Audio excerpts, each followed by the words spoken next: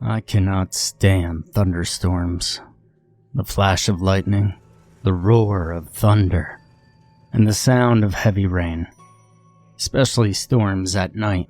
They're the worst, because all the elements of the storm combined with the darkness make it even more familiar. I used to be fine with storms, even sort of like them, but now, whenever there is a storm, all those familiar sights and sounds remind me of how I lost my son. It happened about a year ago. I was always very close with him. I loved him to death and he loved me. Even after my wife left, he kept me happy. I was so grateful for him. He was a very excited young lad. Nothing could break his spirit. We would always do stuff together.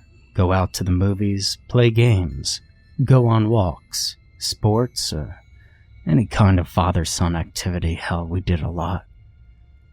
We almost never had any fights either. He was surprisingly nice and kind. He even once donated all $25.27 of his money that he was saving to buy a bike to a children's hospital. Not very many young boys would do such a thing. Anyway, it was about 9 p.m. and there was a huge thunderstorm happening outside. It pounded the windows with rain and lightning frequently lit up the sky, and my son and I were playing around in his room. One thing we would always do was play around with stuffed animals, doing sort of role plays with them. We happened to be doing that on this particular night. We were playing, laughing, having a good time. He was using Mr. Fluffles. Now I know it sounds like a ridiculous name, but he was only 4, and on his 4th birthday, he received a big fluffy brown teddy bear. And when we asked him to name it, he simply shouted, "Mr. Fluffles," sending us all into a fit of laughter. At this time, he was 7 years old and still as cheerful as ever. Mr. Fluffles was one of those huge teddy bears you see at the store on Valentine's Day. You know, the ones as big as a child, that you can hug. He was playing with Mr. Fluffles. He was always his favorite, and was also using a stuffed snake, 2 rabbits, and a mouse, as well as a Mickey Mouse plush, all of which were unnamed. I used another stuffed snake, a hippo, and 2 dinosaurs. We did a role play involving a bank robbery, where Mr. Fluffles was a detective, and all the others were suspects, and he had to determine which one was the culprit. Our German shepherd, Brody, was asleep in his room and slept through the whole playtime. We both had a great time doing this. He was always very imaginative, much like me when I was his age.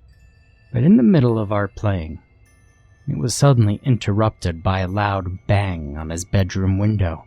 We both jumped. "Daddy, what was that? Should we look?" I said.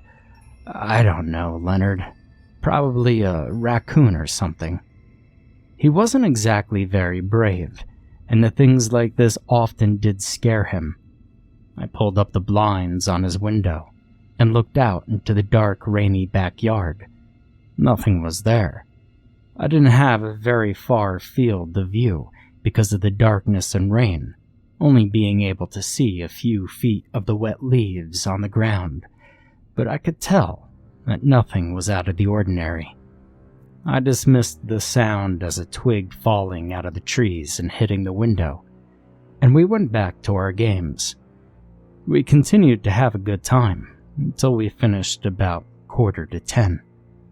This was his bedtime, and after giving in to playing for 5 more minutes, it was time for him to brush his teeth and go to bed, which he complied with. Leonard never did argue much.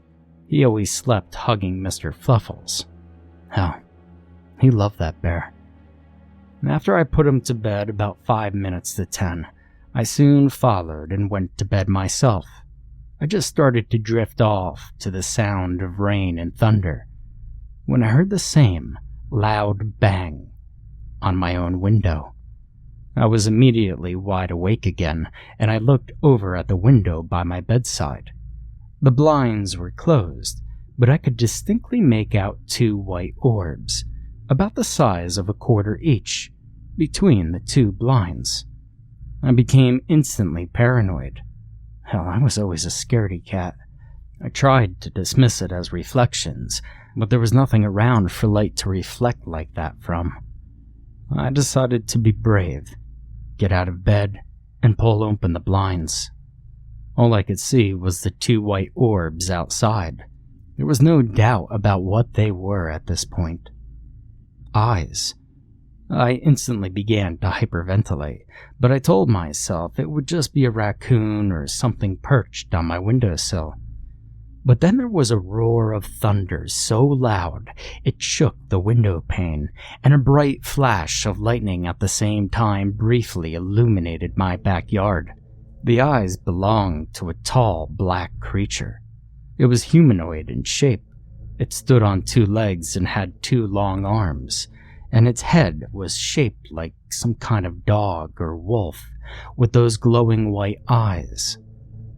I could tell it was crouching to look through the window, but the most terrifying thing about it was that on its hands there were 5 claws that each had to be about 3 feet long.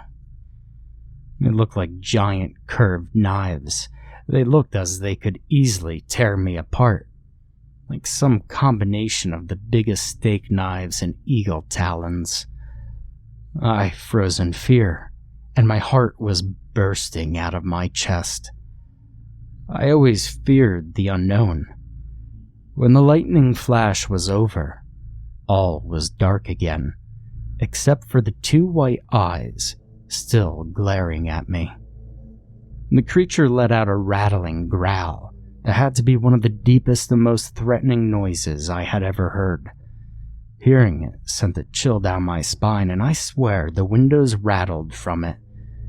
The eyes began to move sideways, and I heard the sound of footsteps on wet leaves outside. The thing was moving. The eyes moved out of sight, and the footsteps faded away. I tried to calm myself, but then I thought of my son's safety. What if that thing was a threat to him? It looked like it was with those claws that it had. The thing was clearly some kind of predator, and I knew I had to be brave for my son's safety. I hoped to God that the thing had left when it walked away, but I had to make sure.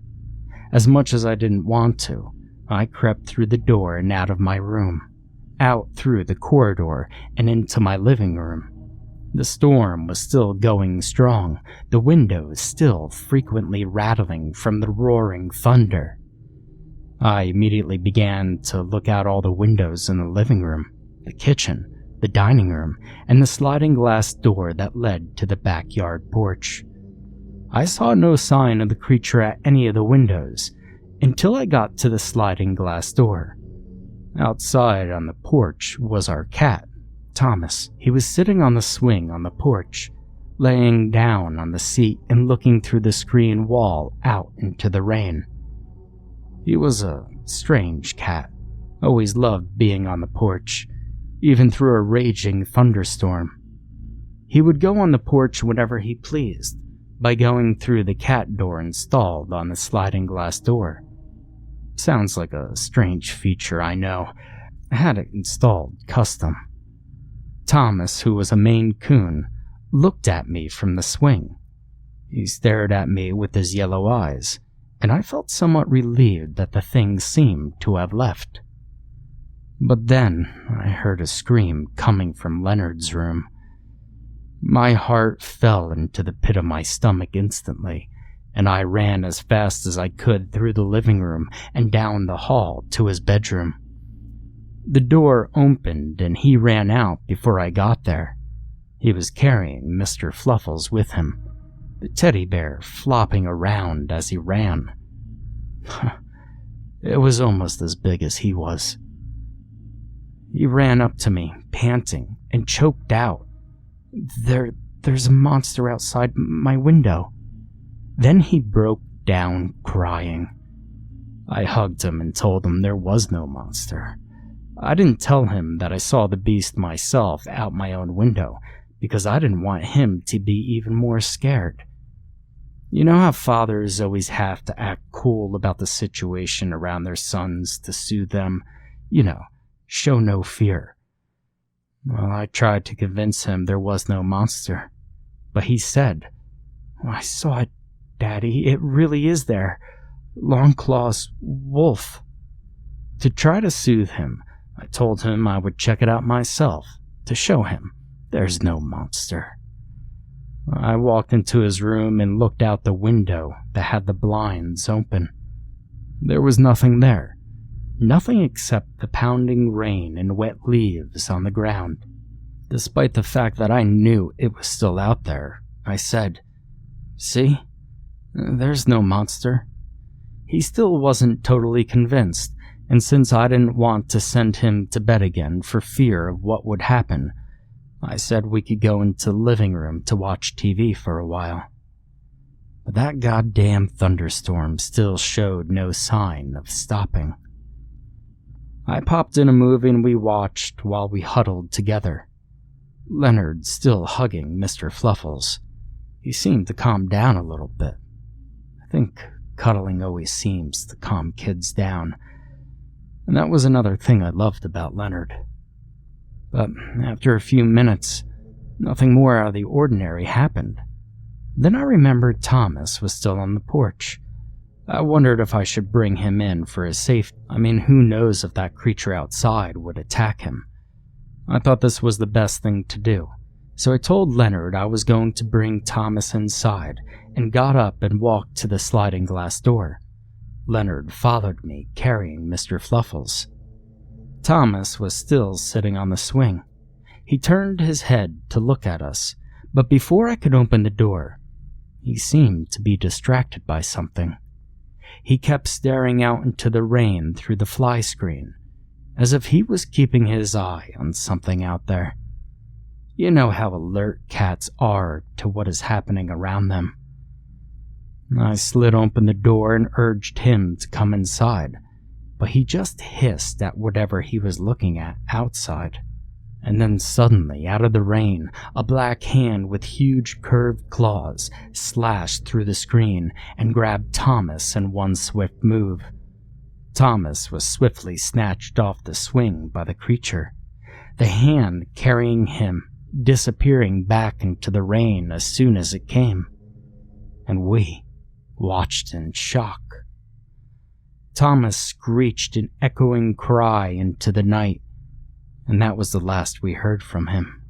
Leonard said, "We have to get him back, Daddy." And I said, "Are you crazy? You want to go after that thing?"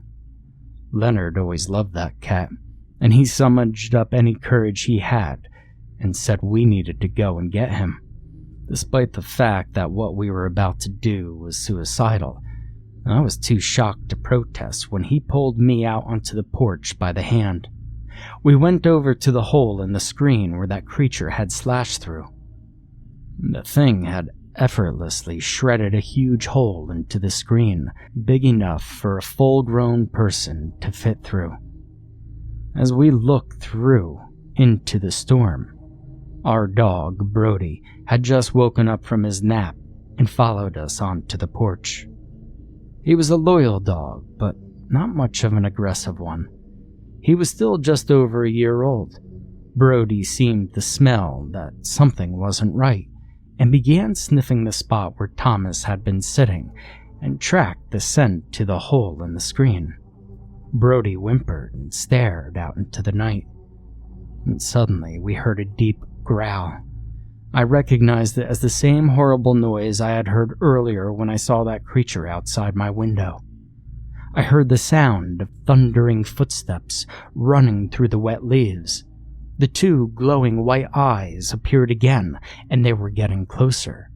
Brody started barking at it, but the beast started growling and screeching, horrible noises that pierced the night, and the growls were so deep and menacing.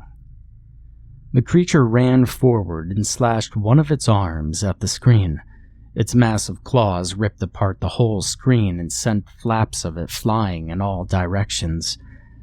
I noticed its claws were covered in blood, and thought dreadfully of Thomas. Brody rushed forward to try to fight it off, but one slash of its massive claws sent Brody flying across the porch.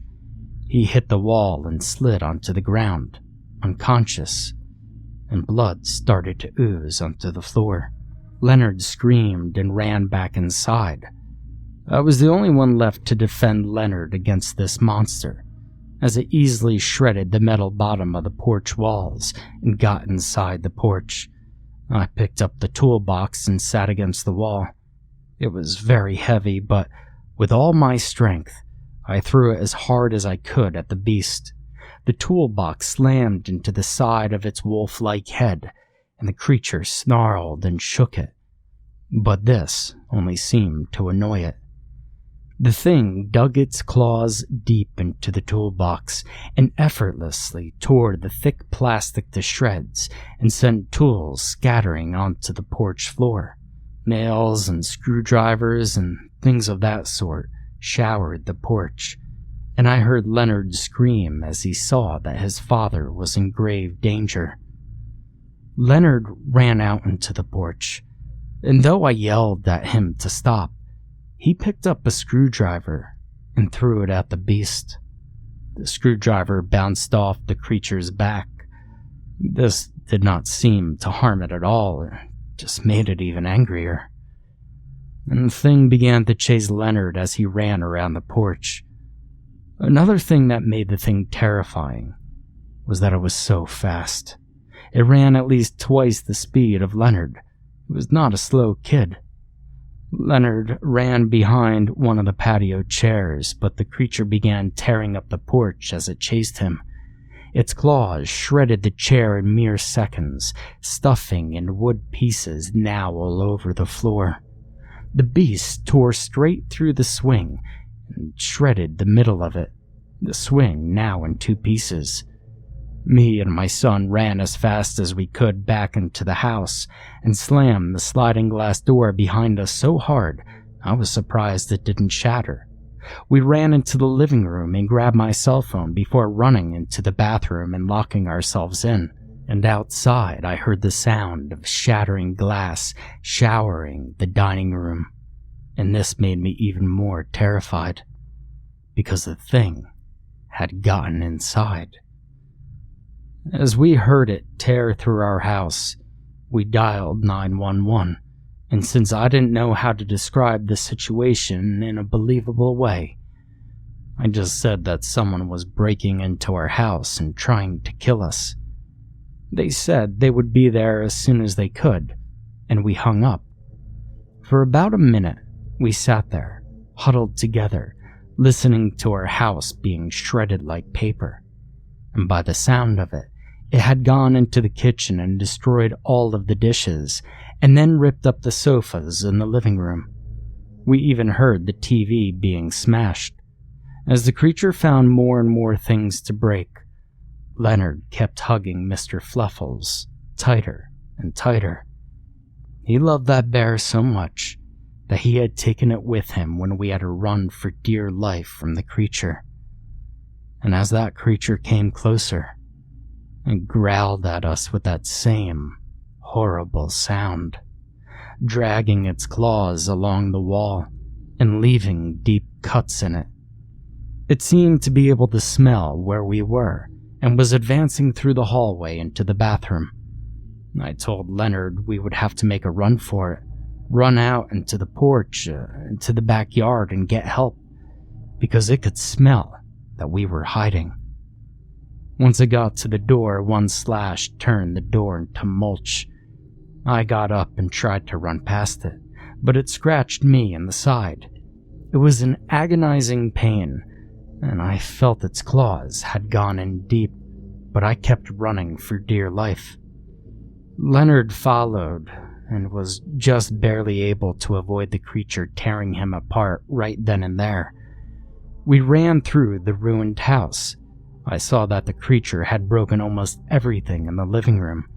TV had been smashed, The wood furniture turned into sawdust, and the sofa cushions had been torn to pieces.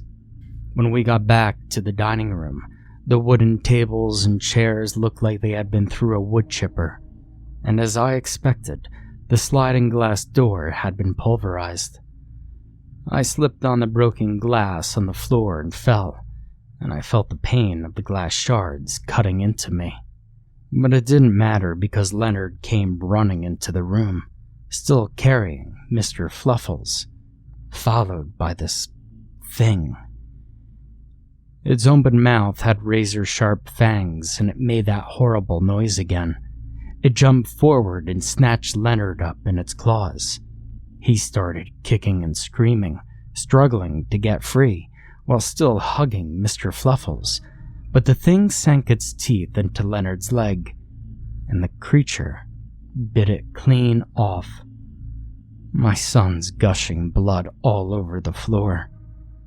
Leonard began screaming his head off, and the creature dug its claws into Mr. Fluffles, and in seconds the bear was in pieces. I screamed at the top of my lungs, threw pieces of glass at the creature, but it didn't care. The thing dragged Leonard out into the porch and through the massive hole it had made in the porch wall, out into the night. I got up and tried to run after it, but I fell again. I felt too weak. The beast turned around and let out a sound that sounded like a combination of a dog growling and a cat hissing, and then it turned around and ran off into the night while still dragging Leonard. The thing disappeared into the storm, and in a flash of lightning, I saw it dragging Leonard off into the forest behind my backyard. And that was the last I ever seen of him. Leonard continued screaming into the night until a sickening crunch silenced him. I just laid there, crying while laying in blood and broken glass, feeling pain all over from my injuries. The deep cut the claws had made in my side still burning. I saw the head of Mr. Fluffles laying across from me with bloodstains all over it. I picked up the teddy bear's head and Leonard's dismembered leg, and I started crying over these objects, the only parts of Leonard left. And this was about the time the police arrived. They rushed to me and comforted me as they assessed the scene. I tried to explain to them what happened, but I couldn't form any coherent sentences. They called an ambulance and put me in a stretcher, and it took me to the hospital.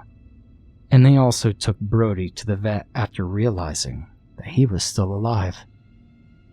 Not even my family and closest friends know the true story of what happened that night.